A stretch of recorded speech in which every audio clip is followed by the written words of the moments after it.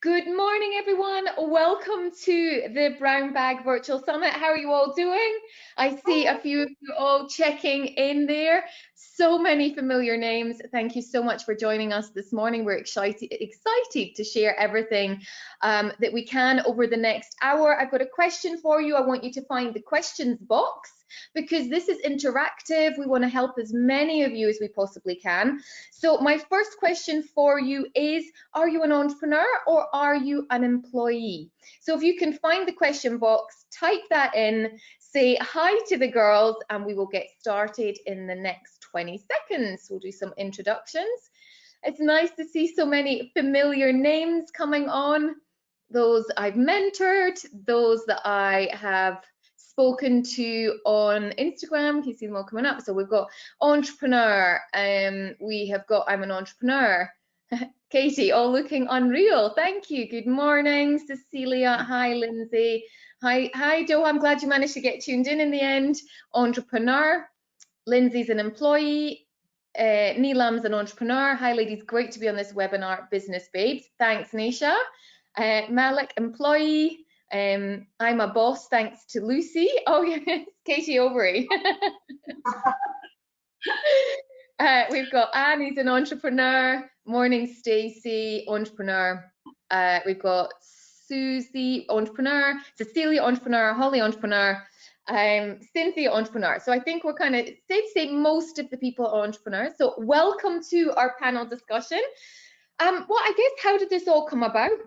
Well, I know it's a really scary time for everyone. Each of us that are here on the panel today have, spoken to friends that are in business, and, given the climate, we're under a huge amount of pressure just now to cut costs, support the workforce, and really diversify. And these are some of the things that we want to talk about today, all in the hope of survival.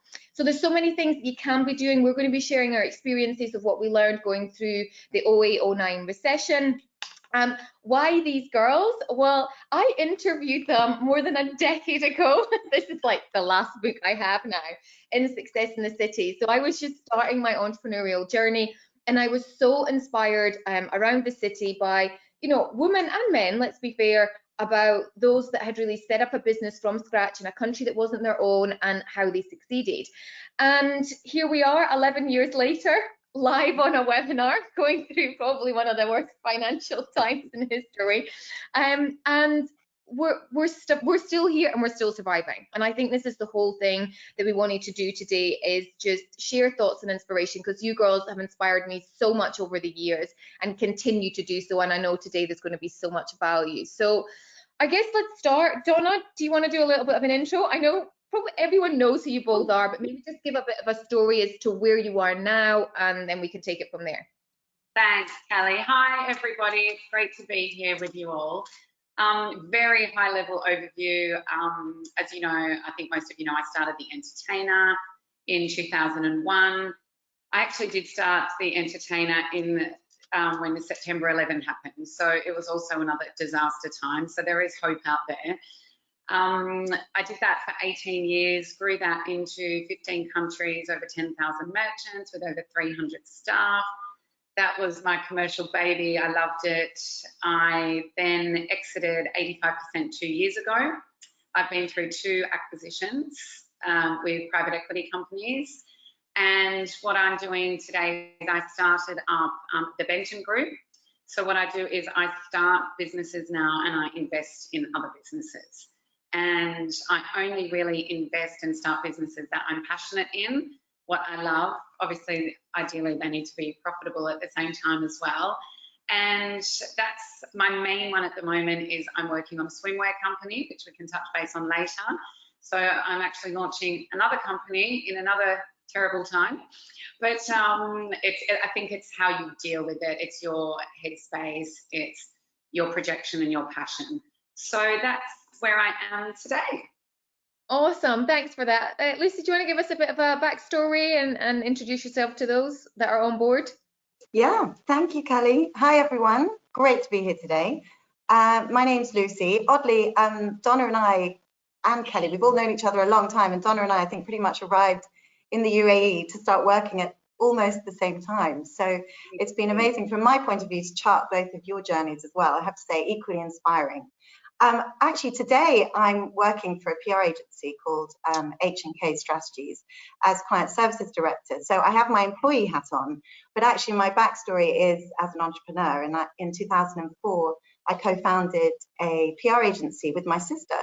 And we spent over a decade building that to be the largest independent agency of its type across the Middle East. We were almost 100 employees, and we were acquired by Edelman, who were the largest PR in the world, agency in the world, in 2015. So they then had my employee hat on again and spent 18 months sort of working as that transition of handover happened.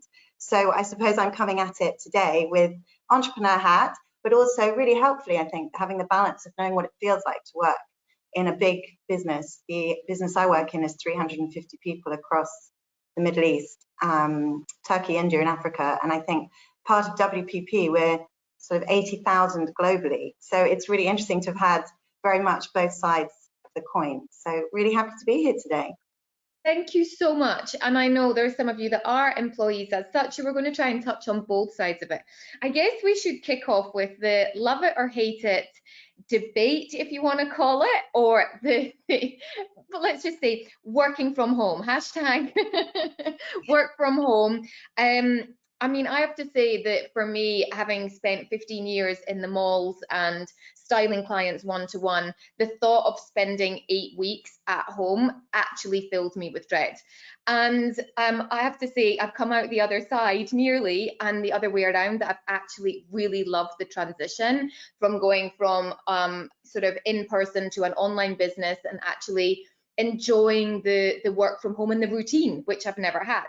So perhaps I'm going to start with you, Donna, and your thoughts of work from home. You know, what's your experience? I mean, everyone's had to do it just now. You know, maybe go in and on your thoughts on that. Yeah, I mean, look, I never used to like working from home. I was always a believer of working from the office. I really love the interaction with people, and I am a strong believer of, if you need something, the person's there with you, so it gets done a little bit quicker. So I'm very work in the office type person, but I'm also very flexible with working hours if somebody has to do something, or they need to go to a school sports, or they have a medical something, so that's fine. Well, I'm actually in my office now, so that probably says it. At 30%. Happy to look at view of your office. Yes. Here's my new office. Yeah. Gorgeous. So look, I love that interaction, but what's enabled me to work from home, I'm a bit like you, Kelly, where, wow, you know, gosh, how am I going to do this? I've got so many different aspects of so many different businesses. How can I touch and feel them all when I'm at home?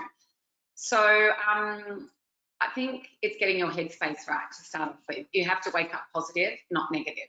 That's the first thing. The glass has to be half full, and you have to think of all the positives that can come out of it. So for me, working from home is really important to have a routine. That was key. It's not, oh, I'm at home, I'll just keep in my pajamas and watch Netflix for the morning and then jump on some emails.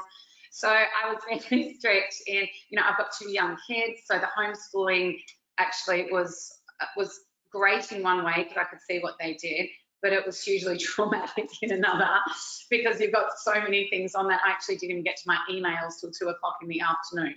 So now I do have a tutor, so where there's a problem, there's always a solution.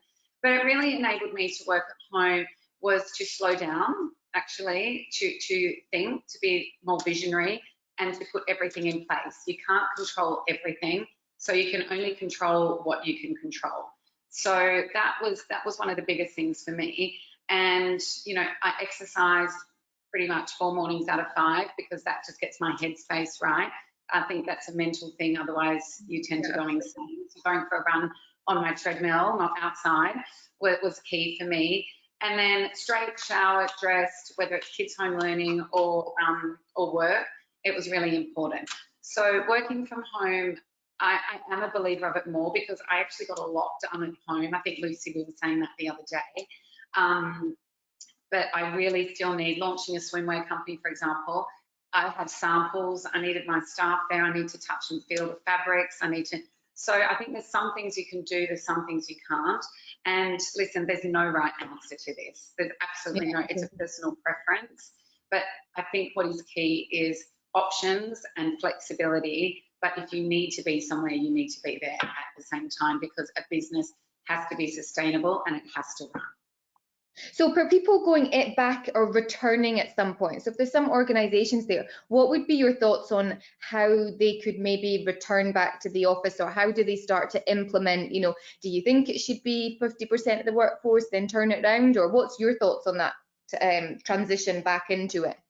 Yeah, so what I've done with the Benton Group staff in our new office is we're running at 30%, but if we don't need to be here, we won't. So there's some, my COO wants to be here, for example, so she's in full time, but then my creative director might come in every second day. So I don't need her every day. So we mix it around a little bit. So someone might only come in 2 days a week, someone might come in 4 days a week, someone might come in 1 day a week. So it's to basically veer them back slowly, because my biggest fear, to be honest, was complacency. Not everybody's the same, and everyone gets into routine at home, and some people are losing their mojo to come back to work. So I think that's probably one of my biggest fears, is to get the oomph back in people to want to come back. You know, you've got to get up, you've got to get dressed, you've got to get to work, and we've got to get the brain cells happening again, and to interact with other people. So if we slowly do it, then it's okay. And if you need people, you need them. That's the other key. You can't function without some people. Yeah. Lucy, what's your thoughts on the whole work from home? Well, I'm a big believer, to be honest. I know we are, but actually I have to caveat that with, you know, 10 years ago, when running my agency at the time, I would have been very nervous about it. So I have to be really straight up. You know, being an entrepreneur is a journey, and you learn and grow as an individual over that time. And I know that if you said to me 10 days ago, and if there's any alumni on the call, they'll vouch for that, that I was very much of that kind of leadership style, that we're all in it together. So it was kind of ground up. If, you know, if the loos need cleaning or envelopes need stuffing, we all do it, because we're all there to get the work done.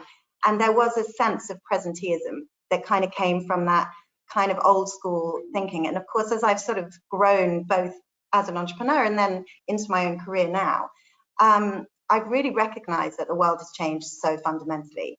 And I'm also involved in, I'm chair of Global Women in PR, which we just did, I mentioned to you guys the other day, a piece of research which we launched 2 weeks before shutdown, which was extraordinary timing. Because when we went to our market, and that was very much the comms industry, all the feedback we got from leadership, male and female, was that more than 80% said they would leave their job if they were given more flexibility. And that flexibility stemmed from being able to work from home. The fact that we have laptops, we have mobility, we have phones that you can literally do everything on. But this being, you know, chained into an office and a desk was really compromising, because it wasn't just about parents with children. It's about, you know, sick relatives, or, you know, or other hobbies, people who, you know, want to pursue other things that don't fit into a 9-to-5 box. So we kind of were reflecting, going, this is the world's greatest experiment of flexibility and working from home. And the other thing that really came out from that study was the biggest barrier is trust, is leaders trust that people are actually delivering. And that's very, very natural fear. And particularly in an entrepreneur, when it's your business and it's literally your money going into someone else's pocket, you really need to feel that you're getting value. And I think what I've certainly seen is been completely phenomenal, that we can operate. I mean, our business is, you know, almost 200 people. Within a couple of days, we're sitting at home and the business was running as normal. And I think that is extraordinary and something that we cannot ignore, that you know, we have managed to maintain it. Now, the flip side is that what we're seeing now is people are working really, really hard. And we're probably seeing people working longer hours than they have done in their career to date. And that to me is the biggest concern. I actually think it's like we're running a marathon, and there's going to be an incredible burnout that we're going to start to see in the next 2 to 4 weeks or month or so, because the pace at which people are going, you cannot shut off. You're at home all the time. And that's what I find has been really hard, that I am a hard worker anyway, but there is just literally no reason not to answer because I'm here. Even though I've got 3 kids that need stuff, I'm right in front of the computer. Everyone knows I'm here. I'm not going anywhere. So what's the reason not to answer the email or be on that call? And so I'm a huge advocate. I think it's phenomenal. I will want to work from home a few days a week for sure, because I really have enjoyed not having a commute, using that time to be more productive in other things. But I do think we all need to be aware, and definitely the bosses in the room, about how hard we're working, but also our teams, because that will be the bigger fallout. Yeah, that surprised me so much, and I don't know why it did, because I'm the same. I'm working way long. I've nothing else to do, so I am working way more than I would normally. But I think the other aspect that we were talking about as well was that working from home, I have made so much effort. I say so much. I've not worn shoes, so let's face it, it's not been that hard. But to get dressed in the morning, I put makeup on and I've got dressed. Now I know I maybe don't have the school run, this homeschooling and stuff, but every time I've dressed up, I have felt so much like I'm ready for work. And I know you were saying that yesterday, Lucy, that it was like, yeah, I need to get dressed in. Yeah.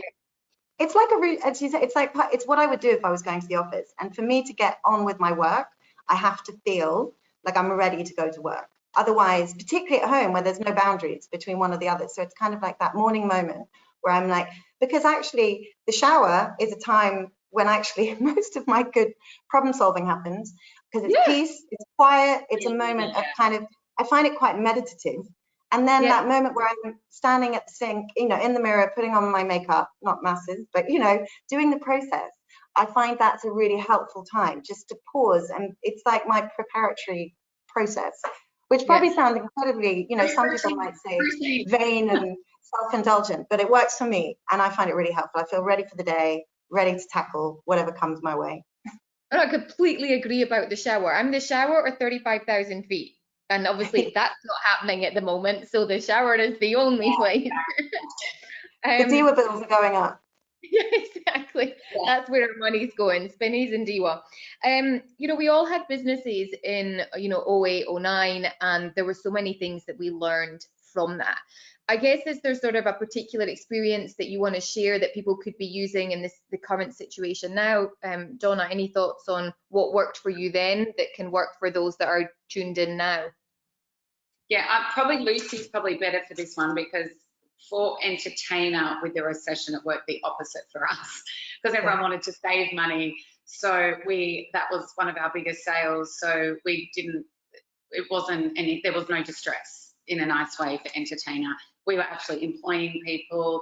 We were getting through it. We were being visionary because everyone wanted to save money. So probably my biggest one was when I launched the entertainer, when it was September 11. For anyone who's doing a startup now, for example, you know what it feels. You put everything into it. You've worked so hard. You're 10 meters from the 100-meter race. You're nearly there, and bang, it all falls from you. So you just have to. For me, what I did then, there was only me. So I didn't have any salaries, so there wasn't any huge overheads. It was more of a mental state of mind, whereby you almost have to keep going and pretending that it's almost not happening, if you know what I mean. So you have to take, between any downturn, there is also opportunity. And in that stage, when I launched Entertainer, then I went to some of the hotels and I was doing rates with them, and I was buying outright so I could sell books. And so I just kept, you have to try and keep just really positive, and you really have to believe in yourself to get it done. I know this is a totally different circumstance when you've got staff and you have to cut things, or unpaid leave or whatever it may be.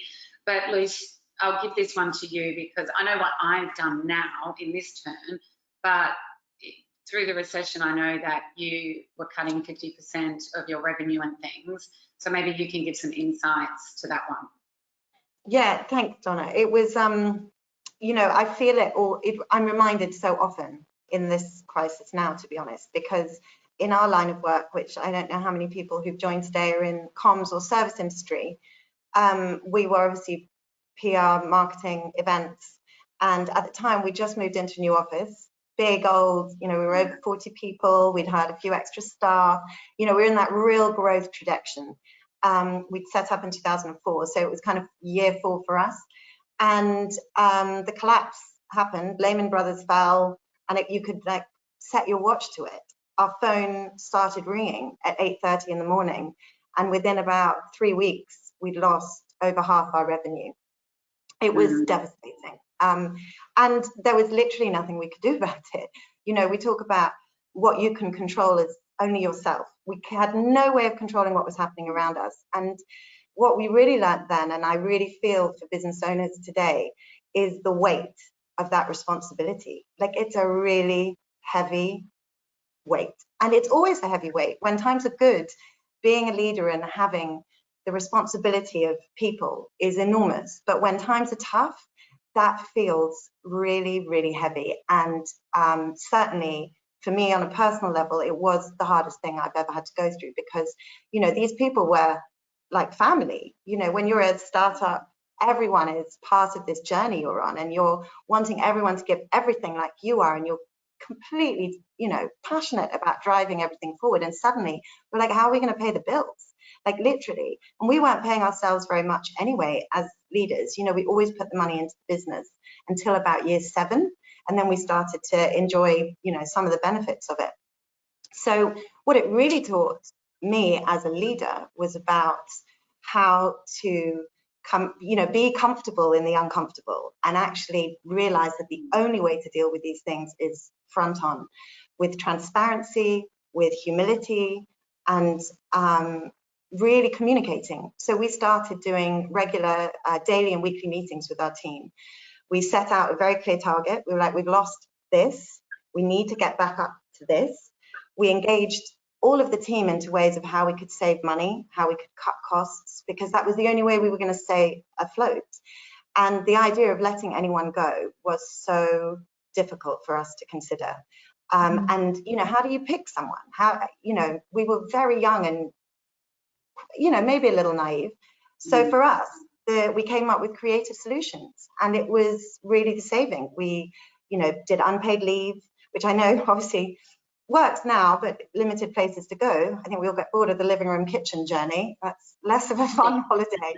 But it was good back then, because there were lots of young who wanted to go to Bali for 3 weeks, and it was great timing. We also ended up doing a pay cut for everyone, and that was a big decision to make. We felt that, knowing the family culture we'd created, that in our hearts we felt it was better to cut a little from a lot and keep everyone, rather than to take people out. And we consulted with our team, and it was extraordinary how everyone really lent in.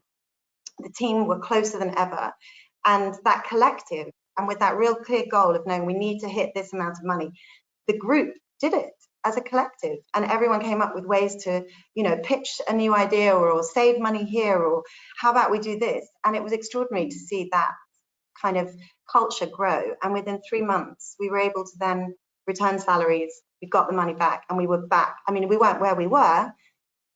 That took a long time to get back to, but we got back to a point where we could reinstate. And I think that's a really important lesson, and certainly to any of those, you know, owners out there with staff.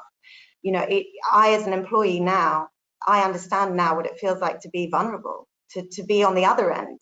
And actually what is so important is that communication, just to be really transparent, really communicate, and be honest. It's okay if it's not okay, but people need to know. They really need to know, and they want to be part of the solution more often than not, because naturally most people want to help in one way or another, and everyone wants to stay employed and pay their bills. So really communicate. Transparency and humility is what I learned, and I would pass on to anyone.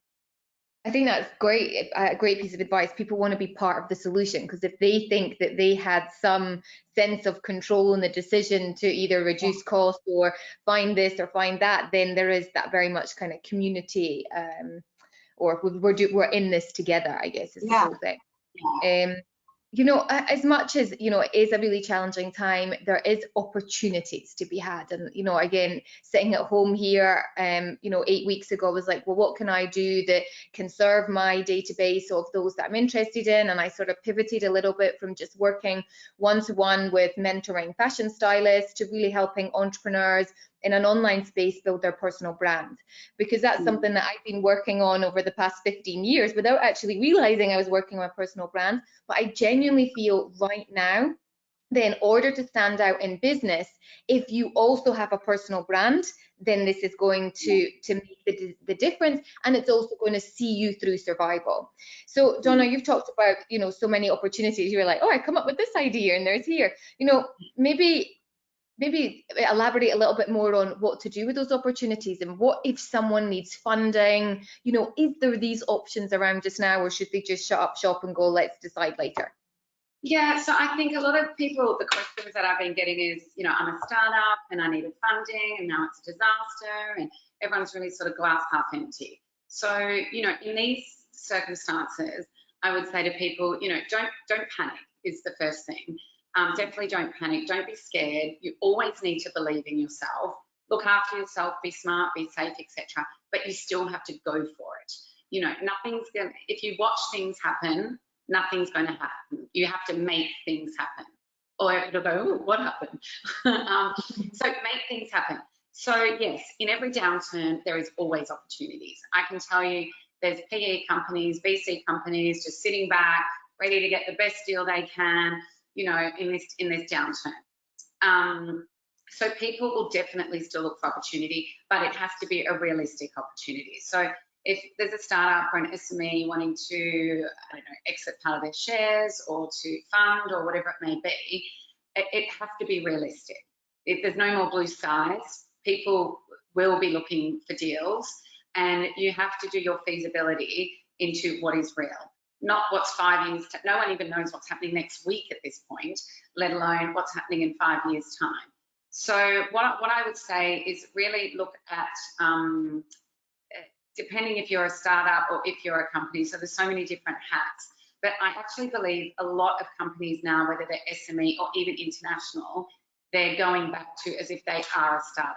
So they've got their feasibility back out. Where are the costs? What are the margins? Where can we go? They're acting as though they are all a startup. So cash flow is key. Cash flow is really key. So that's why when Lucy was saying, you've got to look at how to cut costs or make things more affordable and how to function, you've got to go back to that flip chart and think, where are we? Because we don't know how long this is going to last for. So it's survival.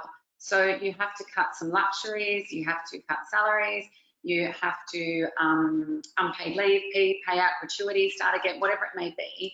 But reassurance is also another big one. If you know you're keeping someone and they're on unpaid leave, tell them, because all people want is a little bit of reassurance.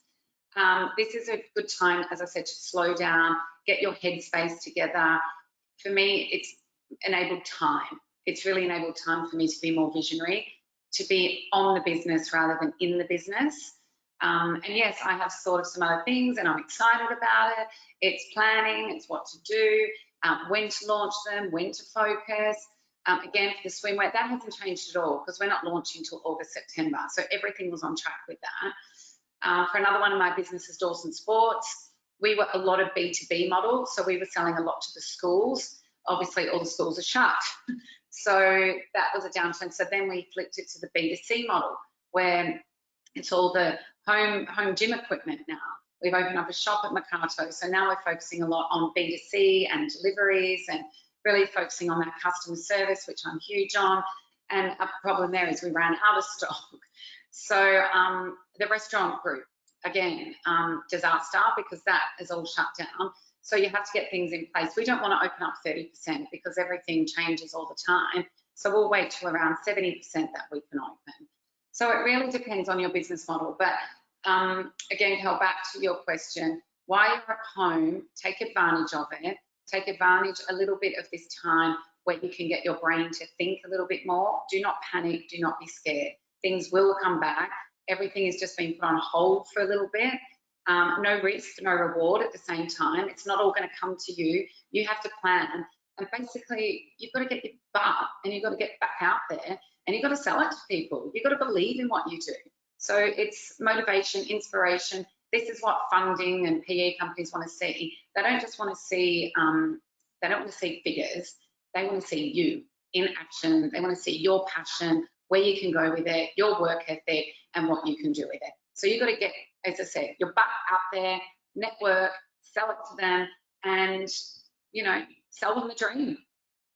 Which one was it yesterday saying there was the 3 types of entrepreneurs? There was the one that makes it happen. Three types of people. I said there's 3 types of people in this world. There's people that make things happen, there's people that watch things happen, and there's people that are, oh, what's happened? I thought that was so funny. That makes things happen. What do you think, Donna, are some of the industries that, you know, are going to do well out of this? I mean, apart from the obvious current, you know, right now, what are some of the things that maybe someone has an idea? What industry should they go into? Well, I mean, look, I don't think industry not to go into, but I mean, that's a catch-22, you know. Obviously, you know, we know the industries, supermarkets, pharmacies, medical, they're huge industries, you know, Deliveroo, anything. I think e-commerce is a really big one. I was even saying last night, wow, you know, imagine Netflix, you know, how much, you know, everyone's talking about the pharmacies and the supermarkets, but there's a lot of other industries, you know, the sporting equipment, you know, anything that does delivery, Aramex, DHL, they've, you know, done a killing as well. They're so busy. But e-commerce, it's actually really made me realize how easy our world is to deliver. But you need someone to deliver. You need a product that you want to deliver. People want simplicity. So there's a lot of industries that people want. I mean, look at the cooking. Everyone's at home. I'm sure, you know, there's a lot of cooking produce. You know, there's a lot of industries, but you just need to get creative and think of a niche or a market that people want to do. And eventually things will come back. It might be slow, but they will come back. So you have to plan for that. And whatever is in your plan, it might be a year's time. It doesn't have to be next week. And I think out of what's happening now, there's going to be some really amazing ideas. You know, there's going to be some really, truly amazing ideas. And I'm excited to see what's going to come out from the entrepreneurs, because they've got so much headspace. They'll be at home, they'll be working, their juices will be flowing with creativity. And, you know, a lot of the great big brands came out through, you know, the recession and things. So yeah, let's come out of this. Exciting stuff. There are some really good examples that I've seen, which I think are really inspiring to hear about. Like you said, Donna, with restaurants, you know, Koya and Le Petit Maison, the way they've repackaged what is, you know, fine dining into like the brunch delivery, which has really taken off. Ways of, you know, we talked about it yesterday, smaller businesses reaching out and asking for help. You know, like you said, Donna, you've got to go out there. You've got to keep pushing. You know, in the face of adversity, the one time you're going to be tested the most as a business leader and a business owner is rethinking your product and how it can adapt. Like you've done, Kelly, with your business and what you've mentioned, Donna. And I told you both a story yesterday, which I think is just really inspiring, of a gentleman who supplied meat to chefs, 5-star chefs all across the city. And he did it through an Excel spreadsheet. And overnight with quarantine, he lost his entire customer base. So he was left with all this product.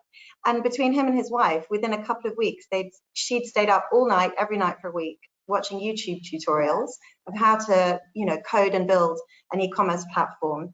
And collectively, they created an e-commerce platform to distribute his meat to consumers. So within 2 weeks, he's kind of managed to turn around what would have at first glance looked like a business that had tanked and had no hope. But that grit and determination and rethinking of it has really proved to be a huge success, and their business is up 400% or something staggering. So there is always opportunity. Yeah, and success stories out there. If you've got questions, this is your opportunity to ask them. Find the questions box, type it in, and I will ask them out to the ladies as we go on.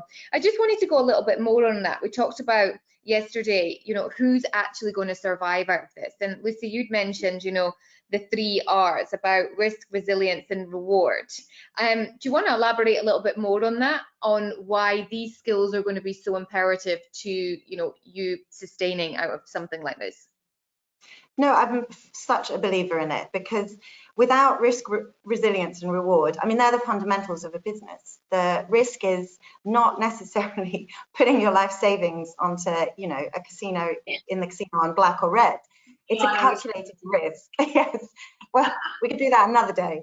But it's really take a personal risk, and that's about pushing yourself somewhere you may not want to go or may not have been before. So, you know, if that might be different for different people, risk varies so much on a personal level. But times like this, reaching out to someone who you think can help you. So if you have a product or a business and you know that there's someone out there who has a network that you really could do with getting access to, just ask the question, take the risk. What's the worst that can happen? And I do often suggest that to people. I'm like, really sit back and ask yourself, what's the worst that can happen if I do this? What's the worst that can happen if I do that? Because that is always this boundary. And when you really reflect on it, it's the worst that can happen, they say no, and you move on to the next person. So you've really got to take a risk, and whatever that risk is for you, to push the business forward and to feel like you're moving. And the resilience piece is essential. If you aren't resilient during this period, it will win, and you cannot let it win. And I think Harvard Business Review kind of defines resilience as how you face the setbacks in your business growth. And the reality is setbacks happen all the time. We live in a world that, if this doesn't demonstrate that, nothing does. The times we're living in now, anything can happen. So the ability to know that the unexpected is always going to be around the corner. It might be COVID today, which is pretty catastrophic and scale is massive. But, you know, next week, there will be something with banking that changes things. And the week after, there will be something about, you know, ketchup makes you ill again. These setbacks will impact your business. And as successful business leaders, we have to be ready and we have to be strong to face them and go, this is opportunity. So retraining yourself to go, don't be nervous by the unexpected, expect the unexpected. And then your whole frame of mind is ready for it, rather than being completely taken aback. And if you're able to do that, then you get the reward. And the reward won't always be money. You know, again, it's personal. One of the ways of really helping you stay focused is, what's the purpose outside of the money of your business? Why are you getting up every day? Why does your business exist? Who does it exist for? And to what end? And if the money isn't coming, that purpose will really help you push through, because to run a business just for the money, even at times of crisis, will mean that you may not get what you hope for, because there will be a business that's running the same way you do, but is driven by a bigger purpose, with more passion and more, you know, drive to succeed, and they might win. And that's the sad reality, but the opportunity at the same time. So risk, resilience, and reward, keep them front of mind. Thank you. I mean, another thing that, and it's one of the questions that come in, and I think it's really crucial, so I'd love to know, I'm going to throw it at you now and see what your thoughts are on it. Suppliers paying and vendors paying. It's been a real big challenge. I know people have said to me, like, I called up, I won't mention the department store for mine. They're like, no, I'm sorry, we're closed down, you're just not getting it. And I'm like, okay. So the question is, you know, how do you deal with clients that won't pay? Like, I mean, I don't think there's potentially one answer that fits all, but, you know, Donna, do you want to say maybe how you would maybe deal with this, and Lucy, chip in at the end if there's any. So if there's one bit of advice I can give, it would be, when an invoice is due, ring the person to get it paid. So there are so many companies out there that are like, oh, it's due tomorrow, but I'll give them a bit more time because I don't want to lose them as a client. No, like, ring them, even if it's 2 days beforehand. Hi, just checking that the check's going to be ready in a couple of days. Can I send a driver? I cannot encourage that enough. You know, you're owed the money, it's yours. Please chase it. And in each business, I'm a big believer of this. You have to chase the money that you're owed, otherwise you will go broke. Cash flow is critical. Critical. Number one, you have to chase it. So now what's happened with a lot of people, they're owed, whether 60, 90, 120-day terms.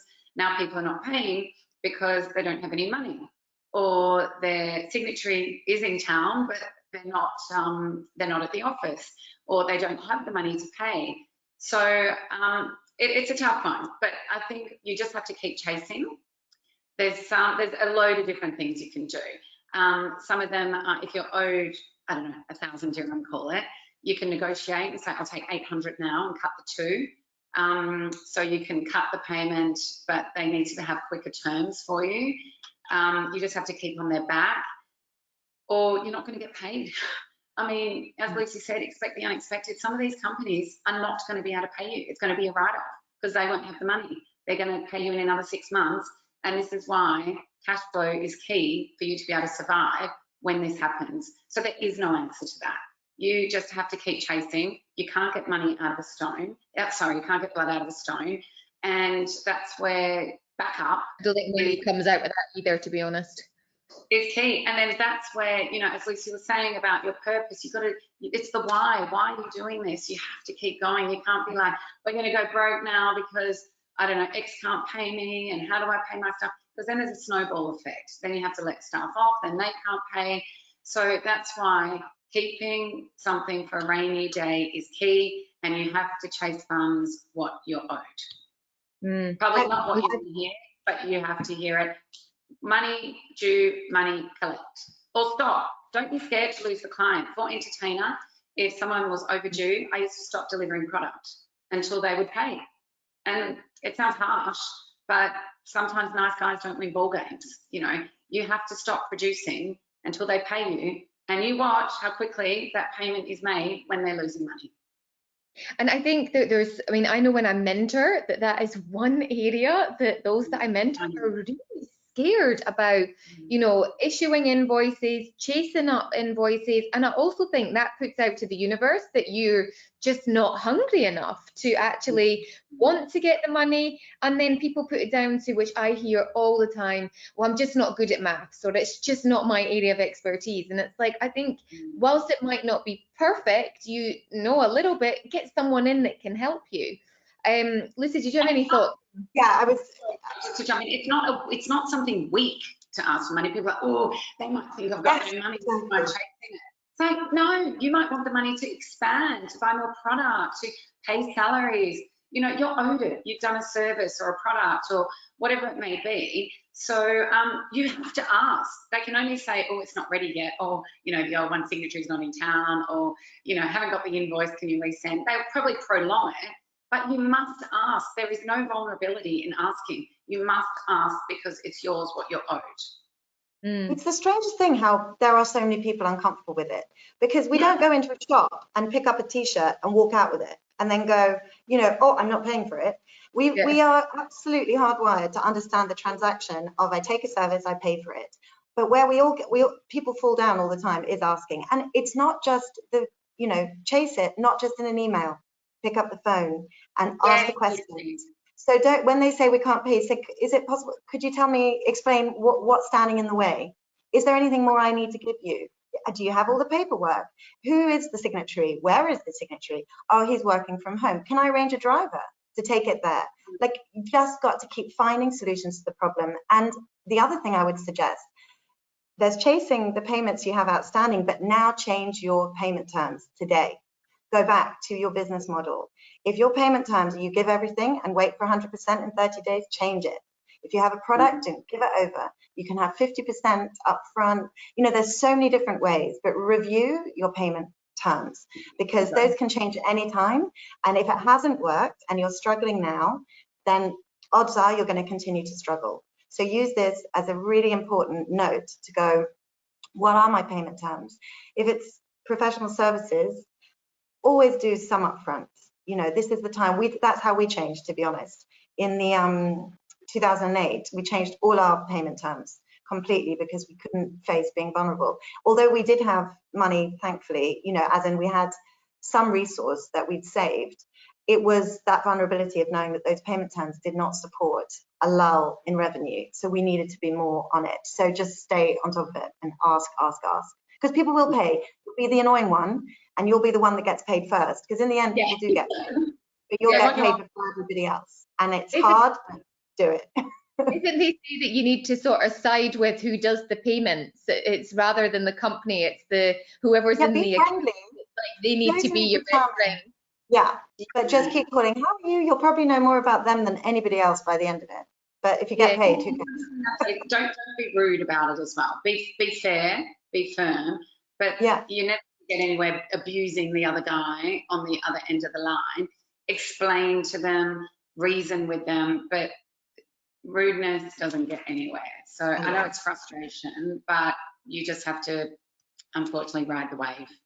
So there was a question just off the back of that, which I think is quite timely, and then we can move on to another one, is generally I find if we stop work because they've not paid, then we never get paid. So we generally always keep working. Is this the right thing to do? I'm assuming they're agency, because that sounds like someone who's delivering agency service, which is a really hard one, because you've signed a retainer or you've signed a project. The way I would look at that is you have to look at the work, the outputs. Get to a point where there's a piece of output they really need that's tangible, and then you kind of hold them hostage to that in a very charming, polite way. But it's like, okay, we've done this much extra for you. Now there's this very tangible piece. We're getting to the end of, and we're about to deliver it. So, you know, we're not going to be able to deliver that until we get the final payment because of blah, blah, blah, blah. And that's where there's then an incentive, because it's a difficult one until you have something very tangible that they need, which you will it may not be that first month or that second month. So if you're working on a project or a brochure or a PR campaign or a event or a webinar, you know, you're organizing this, you say, oh, that's fine, but we can't actually pay the facilitator until we get the what's owed on our invoice. So it kind of gives them a real purpose, because they need a cutoff point. And you're right, there is a chance they will never pay you if you stop completely. But you know, that's when talking to the client directly really helps. Sorry, just on that kind of agency setup or services, it's when that relationship really matters, when you just say to them, look, be straight up. Is it, you know, are we going to get paid eventually? Or how can we do this? Because we're not seeing any move happen. Let's just have a straight up conversation. I want to help you, you want to help me. Where can we meet in the middle? And just try and have a really upfront conversation, but make sure you're asking the questions, because avoiding it doesn't get anywhere. Yeah, really good advice there. I had a question in, and I really like this one because I think it's really taken initiative. So as employees, what are the key skills that individuals can work on at this time, especially when there's so much uncertainty? So with a lot of industries being affected, should individuals also focus on learning new technical skills outside their current role? And I quite like that, because I think that that is applicable to everyone. Like, I've learned new skills. I mean, admittedly not in the baking department, I'll say, but I have learned new skills in business that I think it's just part and parcel of growing. If we want to grow as individuals and learn, then, you know, and eventually get paid more money, we have to learn more skills. But any thoughts through sort of actually having a team of employees, what we could be doing? I would say that I think we're almost forced to learn now, staying at home, because in the office it's very easy. If you don't know how to do something, you can actually go and ask somebody to go and help or do it for you. But now, this is my situation. Oh, how do I do that? You know, I'm sort of learning as I go. Well, that's not that hard. But I always say, as a company owner with staff, the more you know, the more they will keep you. So if you learn a lot of, I don't know, it might be whether it be digital marketing and then something else, the more indisposable you become. If you only have one trade, for example, you can easily replace that. If you have 4 or 5 trades, well then it's harder to let you go. The more you know about a company. Another thing I'd say is, while you're at home, this is certainly from a company owner's point of view, you know, a lot of companies are doing it tough. You know, I really feel for it, and we can come back to this as my UAE will keep strong, supporting. We all know what it's like. They are doing it tough. There's no denial about that. And when somebody is on leave or paid leave or unpaid leave, whatever it may be, if I was an employee, I would actually be doing everything I can to make myself stand out to my boss. Because when it comes back, they're going to say, wow, Kelly did so much when she was on unpaid leave. She was checking her emails every day. She really helped me when she knew I was struggling, and I really appreciate that. So now I'm going to give her a promotion, or I know she's got my back, or I know she's there. There's nothing worse than someone going on leave or unpaid leave than not checking their phone, not checking their emails, you know, just non-communication, doing nothing to help, because that's not, you're not a team player. You know, so you have to be a team player through tough times, because we are going through tough times and there's no denial. So you need people with you to help support your company, to help it grow. And you almost want to be the one to volunteer to do it, because it's hard for us. It's hard for someone to say, oh, you know, Kelly, I'm so sorry, but I need to put you, it's tough, you know. But if you came up and said, look, you know, Donna, I know the company's struggling at the moment, so why don't I take 3 weeks off unpaid leave? We can assess it then, or I'm happy to take a 20% pay cut until September if that really helps you out. Because trust me, if someone did that, when you come back, your bonus would be double what you would have normally got the next time. So, you know, tough times come and go, tough people last forever, you know, and short-term pain equals long-term gain. So that would be one hugely huge advice that I would actually give to people out there. And as leaders, if you've got staff as well, lead from the top. You earn respect. You don't get it. You know, if you can cut your salary, if you can not take your salary to keep someone, as Lucy was saying when they went through the downtimes, do it. Tell them, you know, do it. Because you want to keep as many people as you can. And, you know, there is nothing better than giving rather than receiving. But it also makes us analyse our companies at the same time. Who do we need? Who don't we need? You know, this is a time where we look at all this stuff. So you have to make yourself again be known and do the right thing. And so I think yeah, sorry, I was just going to say I couldn't agree more with Donna's points around, you know, putting your hand up and being enthusiastic to try new challenges. And I think it's the perfect time for training. And I can't remember, of course, the name, so I can give it to you maybe and we can share it later, but there is so many websites that are doing phenomenal free training sessions. And in a time where you need to have a business that's lean and mean, if you're having to let people go and you're like half your number of staff, there are skills that you need, and most of them can be learned. Like you mentioned, digital marketing, e-commerce. You know, if a wife can learn to code a website and build an e-commerce platform from her sitting room, we can all do it. And there are so many platforms out there. So as business leaders, encouraging our staff to do it. You know, there is some amazing, you know, Gibson's fruit and veg. I mean, that's a phenomenal story. But the person that built, and I know their website's not like perfect, but the point is, the person that built the website is one of her pickers, had a passion for coding. So he was a fruit and veg picker, and she knew, and then he started working in the office doing some basic stuff.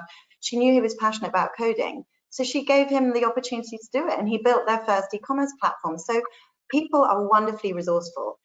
You know, not only you learn new skills, but encourage your team, because if one person can do two things, you're saving money, you're upskilling that person, your business is more fit for purpose.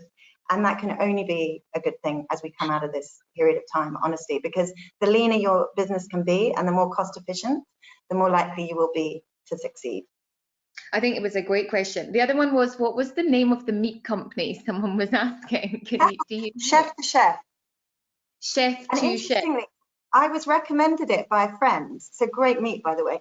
And then the very next day I was told the story. It was really funny that 2 days in a row. So I thought this is a really interesting, compelling proposition. He actually lived in the building of my husband's boss, which is how I heard about it, because he was originally selling his meat off an Excel spreadsheet to his neighbors. So really interesting. Yeah. Love it. Yeah. Love it.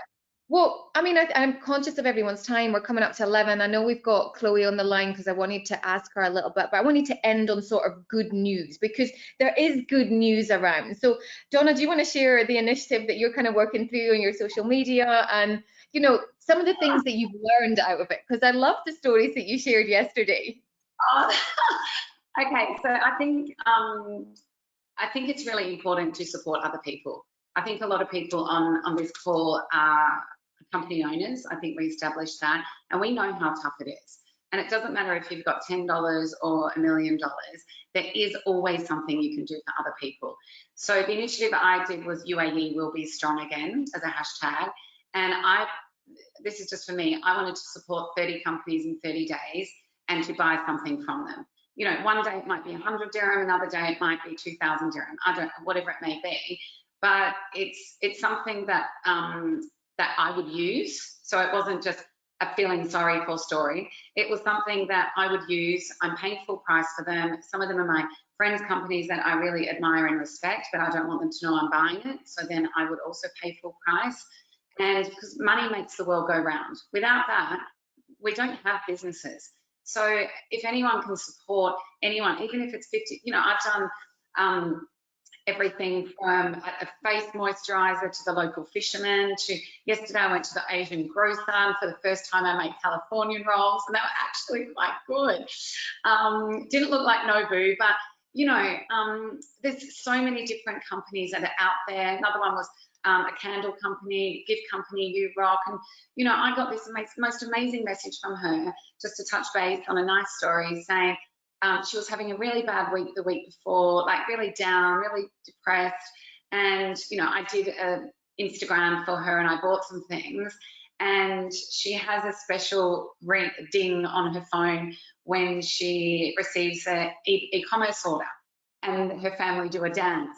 So she said, since my posting, she's had lots of different orders and the family's dancing a lot.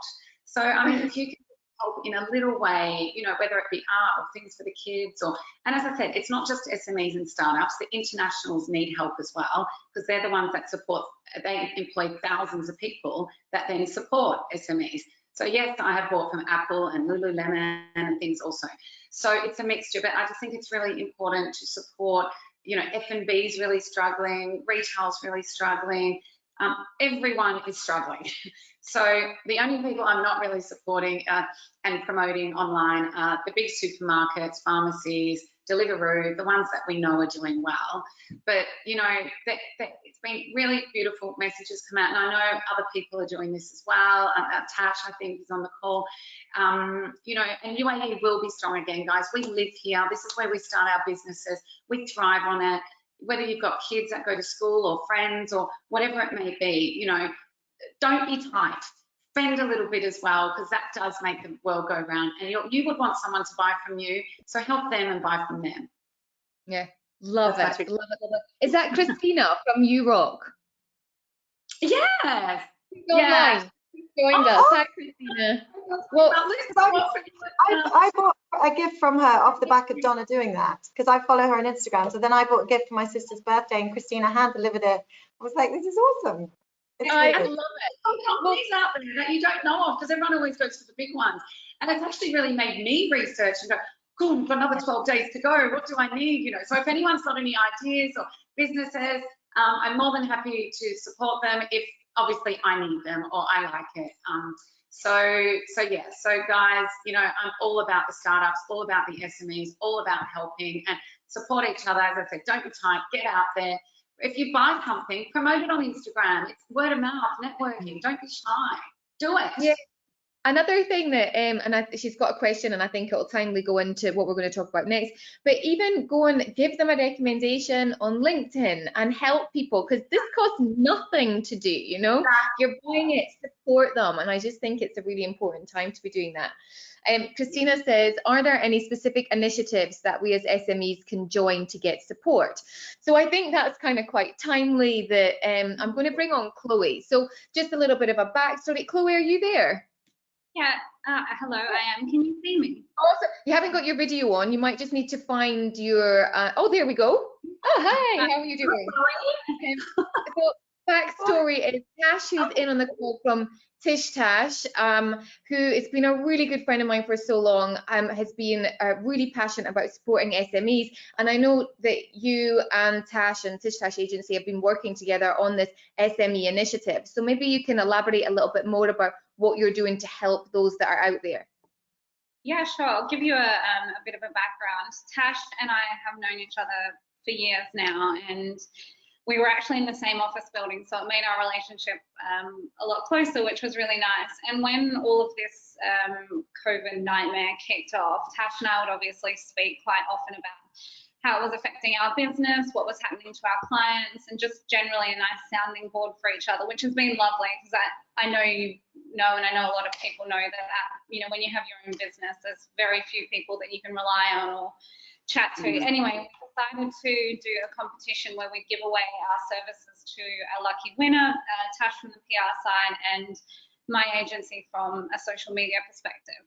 We had so many entries and so many people, like when we were reading them, there were so many people that were really struggling at this time, and it made, Tash actually came up with the idea for the SME Brides Collective. I think she mentioned it had come to her in her sleep, and I got a call from her really early in the morning saying, I'm so excited, I've got this idea, how can we make it happen? So basically the idea came from, we saw so many people applying to the SME Rise Collective asking for help, that the idea came to Tash that she could actually facilitate the ability to help people. So that's where it came from. And it was not necessarily just about supporting SMEs, but also supporting the agencies that can help SMEs. So PR, social media, content, whatever it was. So that's where the idea was born from. We've had so much support, which has been so nice, not only from, you know, small business owners, much bigger business owners, independents, friends of Tasha's, friends of mine, everyone. It's been so nice to see people sort of getting together to support SMEs. So yeah, it's been lovely.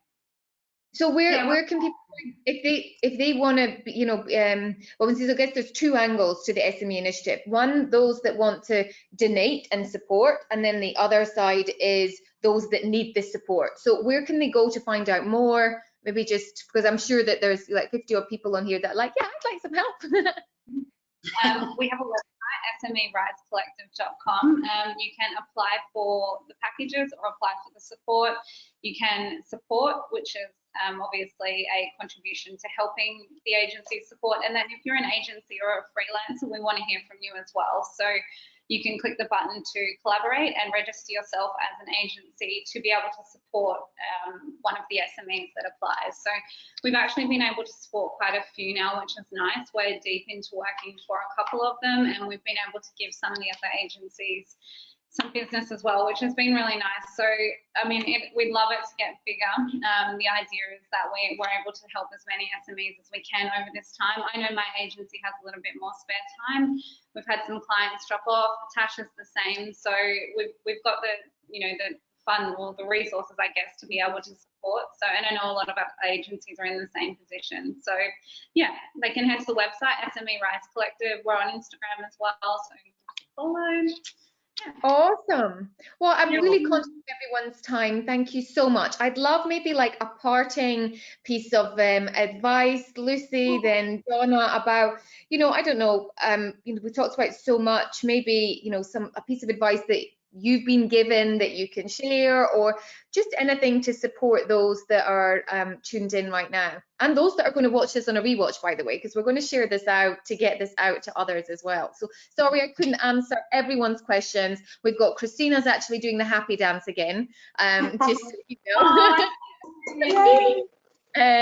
We've got loving the animal print coordination, great session. So there's loads, and excuse me for taking a picture while you were talking, because I wanted that for social media to share. So sorry, Lucy. Maybe a piece of advice? Well, first of all, congrats, Chloe and Natasha, on SME's Rise Collective. Honestly, I just think it's phenomenal, and it, you know, goosebumps. Just so proud of you guys for doing it, because it is a huge gap in the market, I think. So I know you're helping people today, but I really hope that, and I'd love to help in any way I can, throwing it out there. I'll have a look afterwards and reach out. But it was something we missed back in the day when we felt very lonely and isolated, and where do you go and who do you speak to and who else can understand what it really feels like. So huge congrats and amazing job. It's great to see super things come out of a time like this.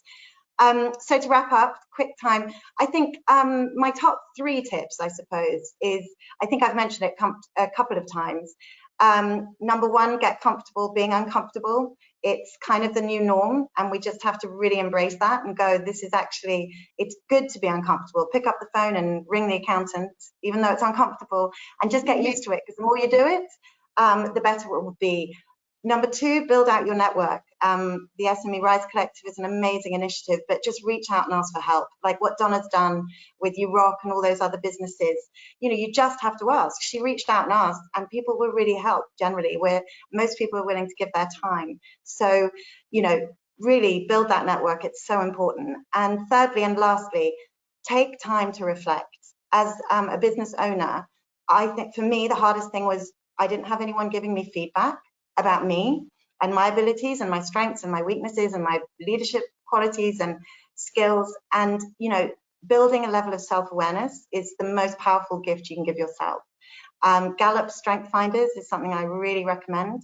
It tells you about your strengths and weaknesses, but just helps you build a profile of who you are and what you're really good at, because that can get confusing. And then when you know your gaps, fill those gaps with knowledge or find someone who has them rather than guessing and assuming or instincts. It's really powerful, and that will enormously help you build out the right team and be in the best shape you can be to run your business.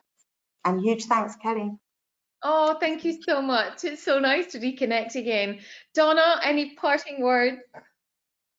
Firstly, well done to Chloe and Natasha as well. Definitely what Lucy said, great initiative. And Chloe, if I were you, I would definitely be taking up Lucy's offer for the agency part to help, because she's amazing at what she does. So definitely tap her up for that opportunity. See, now she won't say no.